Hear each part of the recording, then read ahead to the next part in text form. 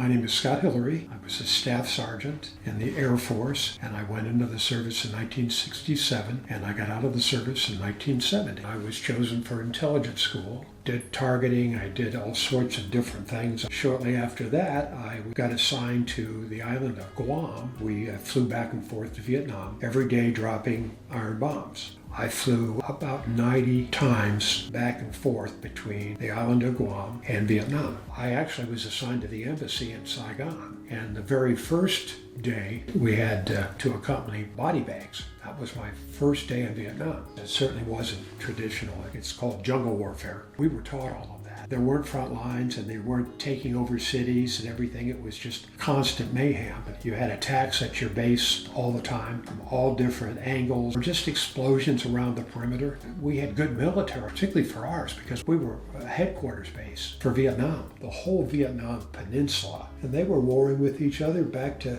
the beginning of time. For us to come in and say, okay, now we've decided you need to be a democracy. No, it was the United States doing what they had been doing and continue to do, and that is to try to press democracy on people that basically should be left alone, should be supported, but who do you support? Very disturbing. The only way I dealt with it was basically to put it out of my mind. I can't say, well, I just did what I was told. I can't say that. Could I have not done it? Yes.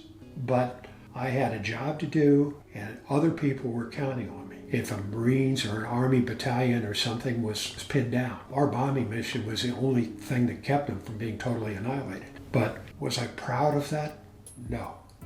Was I proud of my service record? Yes. The war was totally bizarre. It was unjust. It was ridiculous. And the results of the war, disgrace. You go with what's dealt. But yeah, I have that feeling all the time. Going back to school, everybody could tell you were a vet, and everybody could tell, so you really were isolated. As a matter of fact, we were spit on. You were like really a negative because you killed people. We were already dealing with that. We didn't need to hear it.